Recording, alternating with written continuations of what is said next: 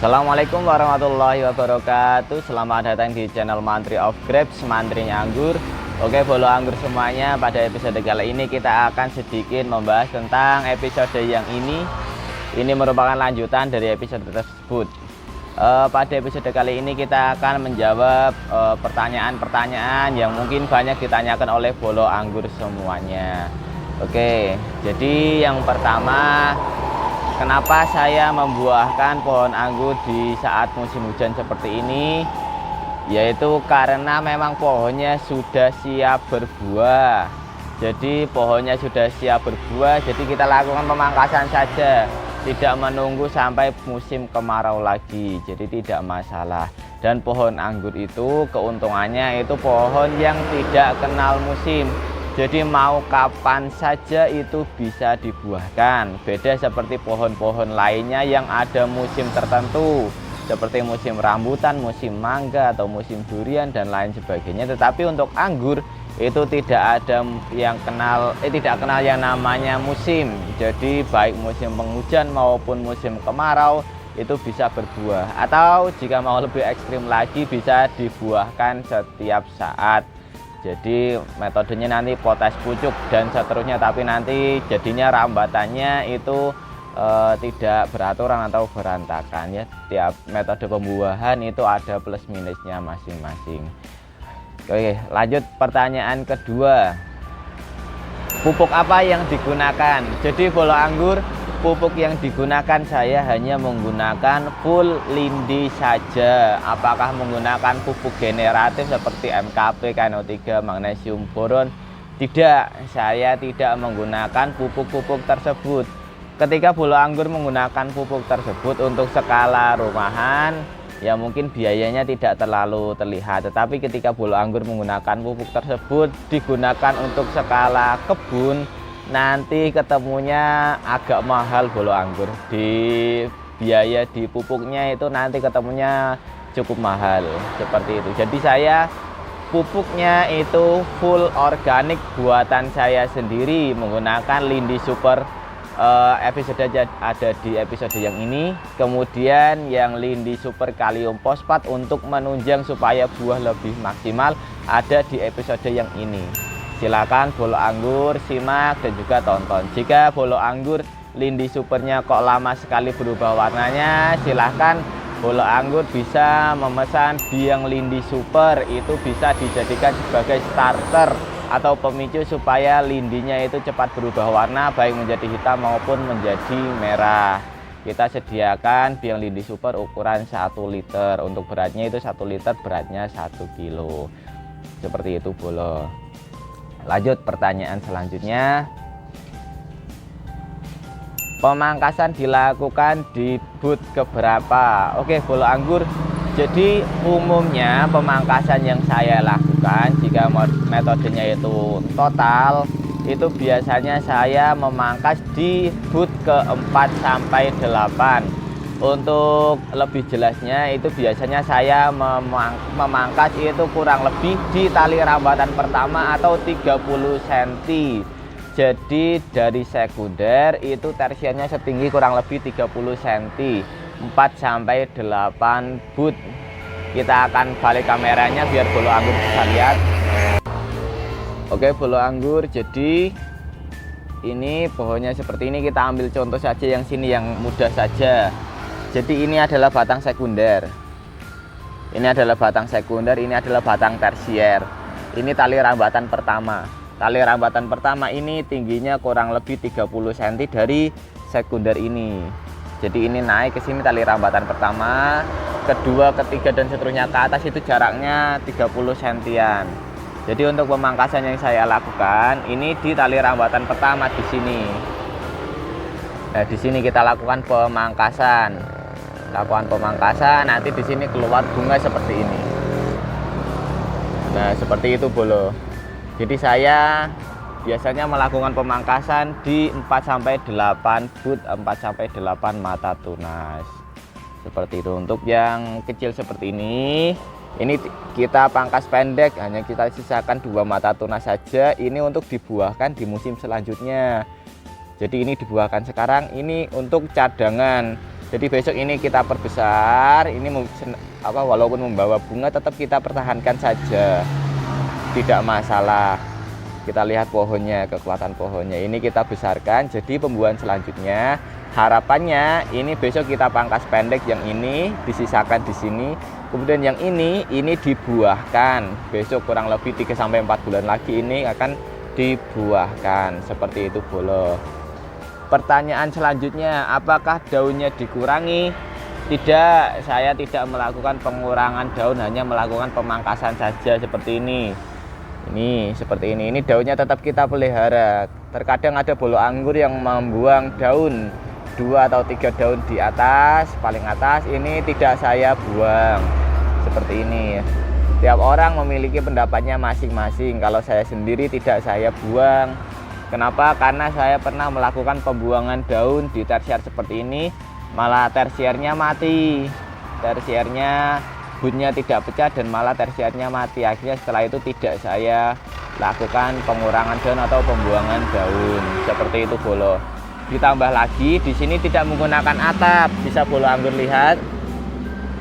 Di tempat saya ini tidak menggunakan atap UV. Jadi panas, hujan itu full beratapkan langit.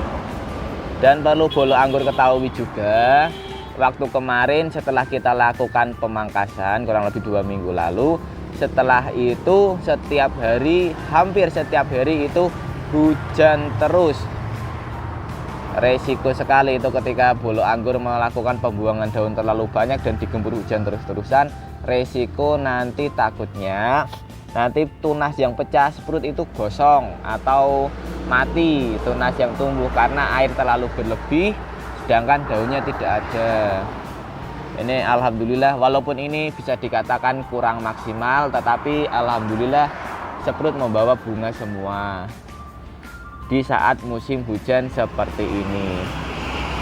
Jadi dan juga jika bolo anggur ingin membuahkan pohon anggur, bolo anggur itu silahkan cek kondisi pohonnya, apakah dia sudah masuk fase generatif atau pohonnya sudah siap dibuahkan atau belum. Silakan bolo anggur simak episode yang ini. Di sana sudah kita jelaskan ciri atau tanda-tanda pohon anggur siap berbuah. Jika pohon anggur, bolo anggur itu belum ada ciri-ciri tersebut, biasanya nanti ketika dipangkas akan zonk.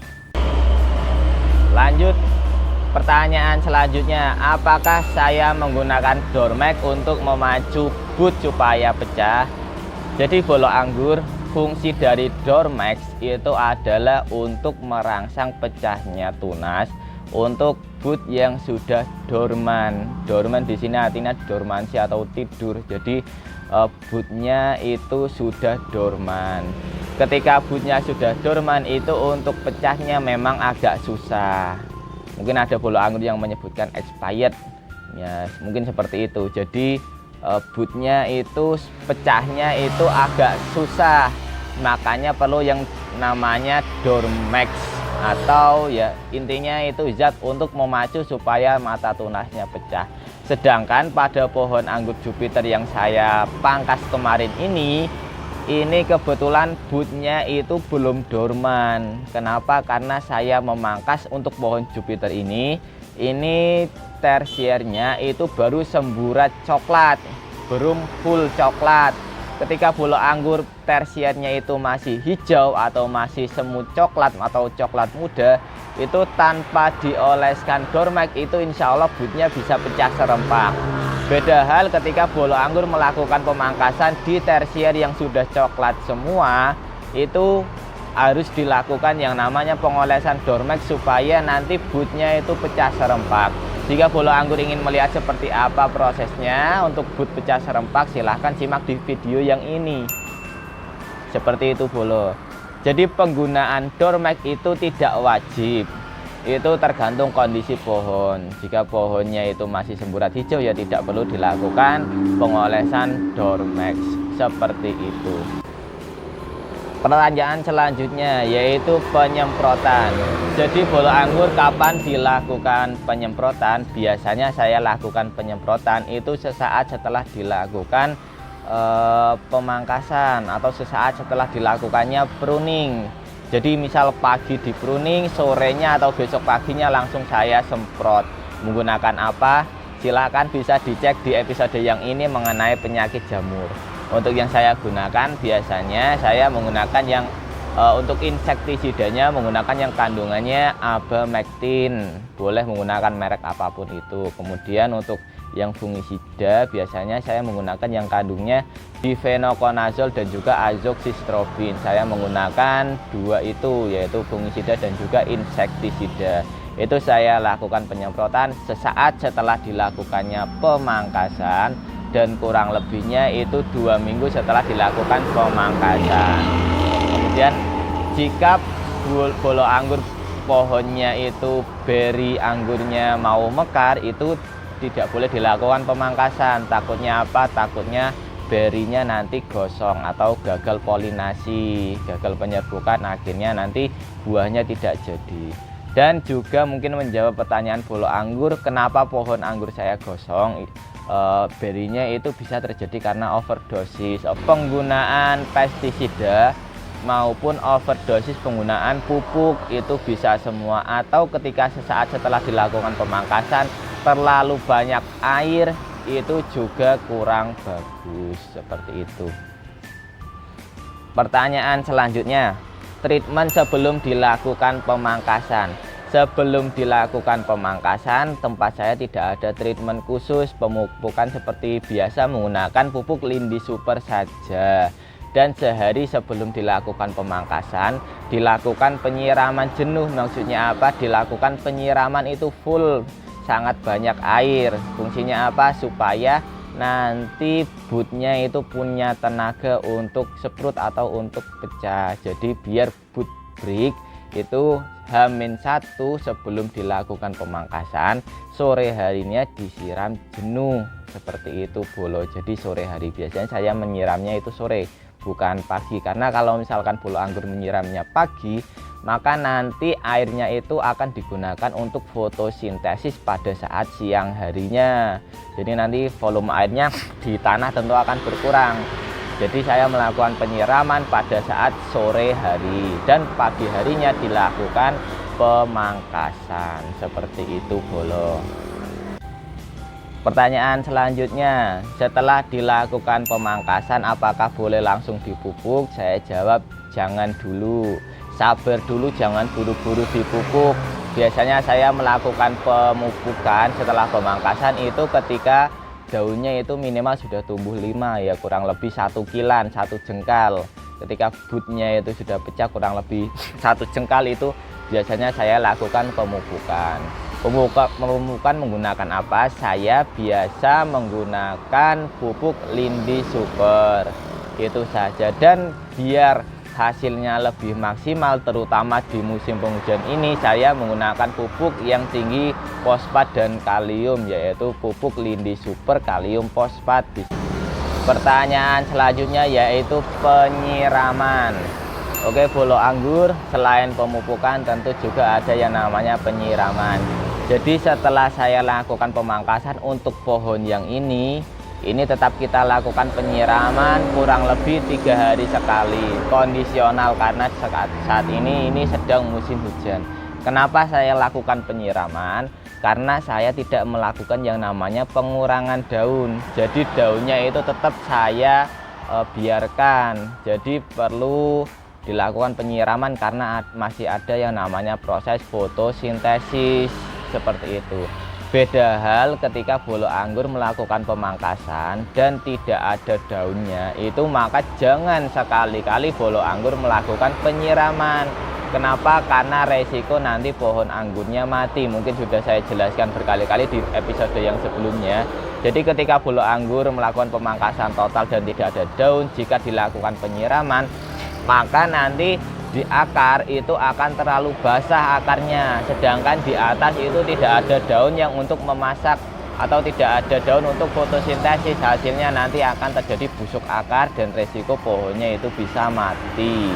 Itu pengalaman saya sendiri karena pohon saya pernah ada yang mati, seperti itu bolo. Untuk penyiraman, untuk kuantitasnya atau banyaknya itu saya menyiram kurang lebih 10-20 liter air, tergantung pohonnya bolo anggur semuanya. Jika pohonnya kecil atau pohonnya tersier sekundernya itu pendek, ya bisa disesuaikan saja. Yang penting tanahnya itu lembab, seperti itu.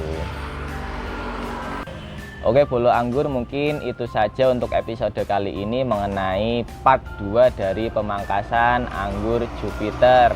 Seperti itu. Mungkin jika ada pertanyaan silahkan bertanya di kolom komentar. Insya Allah akan saya jawab. Jika waktu saya luang maka akan saya jawab, karena hampir semua pertanyaan di kolom komentar saya jawab semua. Semoga video ini dan channel ini bermanfaat bagi dunia pengangguran, terkhusus di Indonesia ini. Seperti itu. Terima kasih, semoga bermanfaat. Assalamualaikum warahmatullahi wabarakatuh.